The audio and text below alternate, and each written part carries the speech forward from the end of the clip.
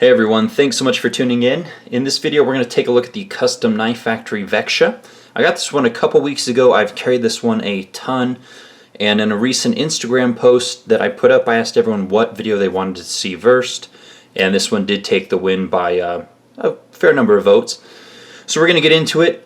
This is a really interesting knife that blends old with new, and that has been I don't want to say an obsession, but it has been a point of discussion with a lot of my recent acquisitions and videos and so forth. So we'll jump into it. I have a number of size comparisons and some other things we can get into tonight. So anyways, let's jump into it. Here's what it ships with. Their standard pouch. A couple things changed though. They do include a certificate of authenticity now, you know, like on a almost credit cardy type of feel thing. And they did include quite a bit of extra hardware with this one. So here's what the bearings look like. Double row ceramic bearings, an additional stainless steel lock insert, the washers that protect the titanium from the ceramic bearings. Looks like I have two. I've got the stop pins, some extra screws, I've got an extra pivot. I mean, there is everything in here that you could possibly need for your knife. And there was, oh yeah, an additional, oh yeah, here's the pivot, I'm sorry. That was the backspacer, and then they included an extra pocket clip. So, I mean, anything goes awry on this knife, you've got everything that you need to replace it, you know, save breaking the blade or the handles. So, that's pretty cool, you know, especially since these are shipping from Russia. And, you know, I've never had to send anything back for warranty, but assume you did, and you're not in Russia, obviously the turnaround and the shipping can be expensive and time consuming. So let's jump into the specs. Let me show you guys a couple different size comparisons while we're here. So we'll start with the Para 2, and you'll notice right off the bat that even though this knife is kind of the old with the new, it's not a small knife by any means. In fact, it's just about the exact same size as the Paramilitary 2 here. And let's see, what else do we have? You know, same theme, old and new. We've got the Liangma Lani flipper. What else do we have? Oh, so the designer on this knife is Anton Malyshev, and he designed one of my absolute favorite knives from Custom Knife Factory, the Tegral. I've had this one for a long time. You don't see them out there too often anymore, and I'm planning on keeping this one forever. All things, you know, as long as my house doesn't burn down. A Cadet, because why not? Yeah, there we go. And last but not least, I have a, what is this, a TC Barlow. So, yeah, hopefully that gives you guys an adequate size comparison. But let's jump into the specs here. So blade length 3.62 inches, so very sizable blade with that beautiful clip point hand rub satin M390 blade steel. Handle length is 4.72, overall about 8.46 inches. Blade thickness 0.137 inches. Where's the Para? Right here. Fairly comparable stock. And then the handle thickness is 0.5 inches. So again, a lot of comparable sizes here, or size comparisons with the Para 2. So let's see here. I already showed you guys the double row ceramic bearings. Blade steel again is M390. Plain edge. This one is a, well, I'd call it a bolster lock. You do have a essentially a frame lock underneath a carbon fiber inlay here, and it does have a stainless steel lock insert. And let's see here. So the opening method is a nail nick. You know, so two-handed opening. You can do one-handed opening as well because of the nail nick and so forth. So there we go. A little bit better. Alright. And again, the model's the Veksha Anton Malyshev design. I think that's it for the specs. Oh, it does weigh in at 4.54 ounces on my scale. The manufacturer specs are about 4.48. So my scale just a couple, what is that, hundredths of an ounce heavier. Not a big deal. Carbon fiber inlays over the titanium frame, titanium backspacer, titanium pocket clip, You guys can see how it connects to the frame. They are numbered, as you saw in the certificate of authenticity. It's also numbered on the back of the backspacer, essentially. So, all right, I think that is it for the specs here. So, overall impressions.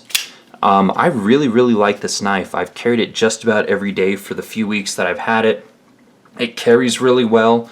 It's comfortable in the hand, and I love the clip point style blade with the carbon fiber and the titanium. There are a couple versions. So this one's carbon fiber. I think the other ones are blue. Ooh, I should have checked. They're either blue G10 or green G10, or maybe it was some sort of colored carbon fiber. Oh, don't recall right now. I'll put a link down to the website below so you can go check, but this one was $335. I think the last time I looked, the green one was a little bit more expensive, maybe the blue as well. But the, just crap all over my table. This one's currently sold out. They will have some additional runs, so come back in stock at some point. So anyways, I really like this one. Again, as I've talked about in multiple videos, if you guys have watched any of my other videos lately, like the Liang Ma, I love the tie-ins that they're doing, with some of the traditional styling, but obviously a lot of, modernized materials and, finishes and so forth, but you still get a little bit of that traditional. Now, the thing that also makes this really interesting, so Veksha, this was based on an old Russian knife or Soviet knife around as far back as the 40s, as far as the research I did found. But it was called what was it called? The Belka, which I think means, well, it means squirrel. I'm probably butchering the pronunciation, but it means squirrel in Russian. Veksha is an, older Russian word for squirrel. And the name was given because of, well, this is an outline of a squirrel, but the knife that it was based on was a Bakelite overlay of a squirrel that was a lot more squirrel-esque.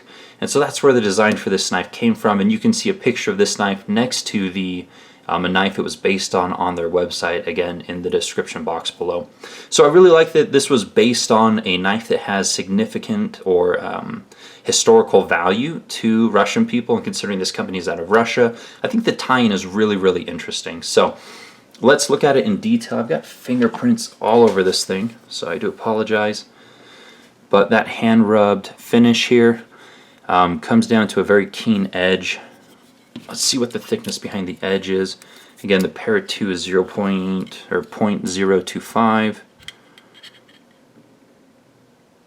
Yeah, this one, if I scoot up a tad bit. So the thickness behind the edge is the same as the Para 2, and the blade stock was pretty much the same as the Para 2. So, and it's a flat grind, just about full flat. So that is what you can expect in terms of slicing performance, which again is great for slicing. So there's some jimping up top, moderately grippy. I don't think you really need a ton on this knife. Again, the application is everyday carry, everyday tasks. I wouldn't call this a tactical knife by any means. Hand rub satin is gorgeous. There's the logo. Here's the backside, M390, great blade steel. I already scratched this. You guys can see that scratch right there. I already scratched it once. I don't recall how, but even though it's a hand rub satin, that scratch doesn't look too bad. I'm not really upset about it at all. And let's look at the nail nick here. They left a 90-degree angle on it, which is why you're able to open it one-handed, because it catches the fingernail and it catches the thumb. Or if you're in a jurisdiction where you can't have one-handed opening knives, you pull it out, you open it with two hands. Hopefully that's enough to keep you out of trouble, but you never know. Now the kind of the concentric lines here around the pivot, that's also in line with the original design, again, which is really cool, kind of the tie-ins there. And the pivot uses a flathead screwdriver, or you could probably use a coin or whatnot. I mean, you don't necessarily have to be gentle with it, considering that you had, they included an additional pivot with the knife in case you do, jack this one up. So centering is perfect, lockup is rock solid. One thing to note, this did not have Loctite on the pivot, and so I was playing with it, trying to break it in, and it started going off center. So I did put some Loctite on and I tightened it down. I may have over tightened it a little bit, but it's, you know, that's on me. It's still very smooth and it's perfectly centered.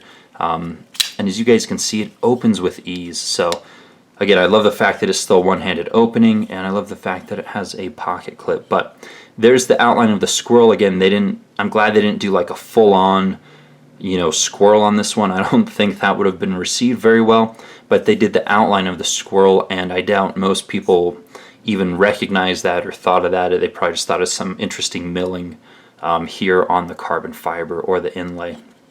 So backspacer has some texturing, kind of low traction, mostly aesthetic to break up the lines. Already showed you guys the lanyard hole.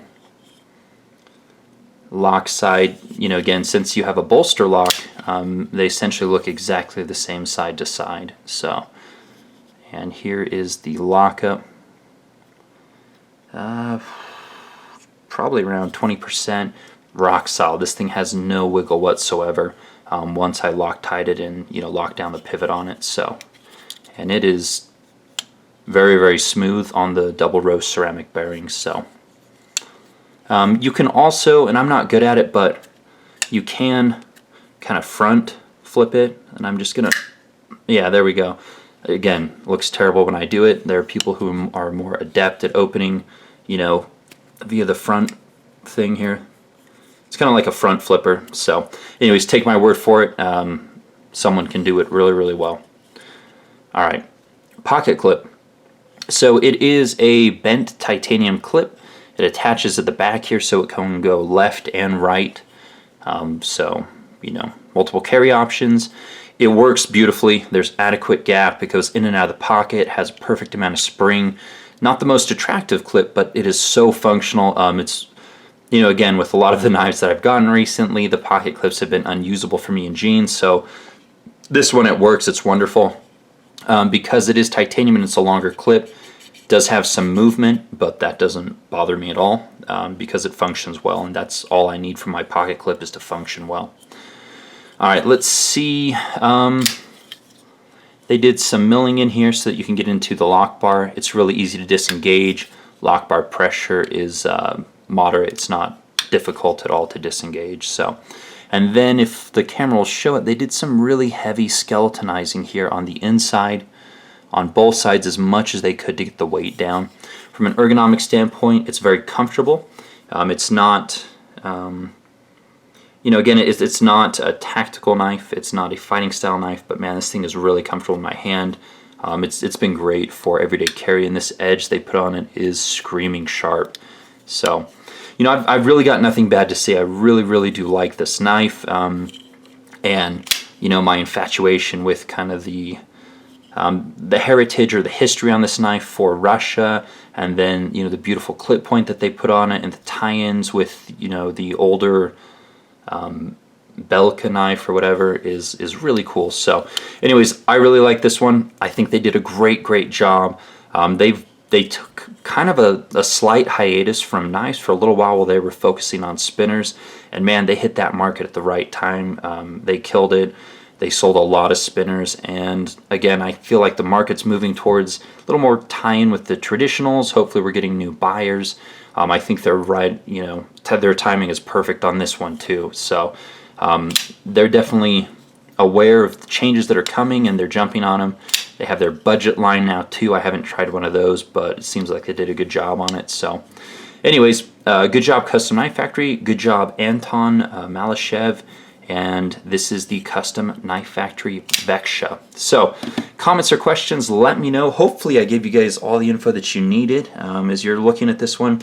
Again, I had a lot of people who wanted me to get this video up ASAP because I think the second or the third batch of these is coming soon, so a lot of you guys are weighing your options as far as whether or not you should get it, but I like it. I think it's a home run. Oh, another thing, you can't shake it out. This thing is, you know, even though you can open it one-handed, you cannot shake this out. The D10 is really well dialed on it.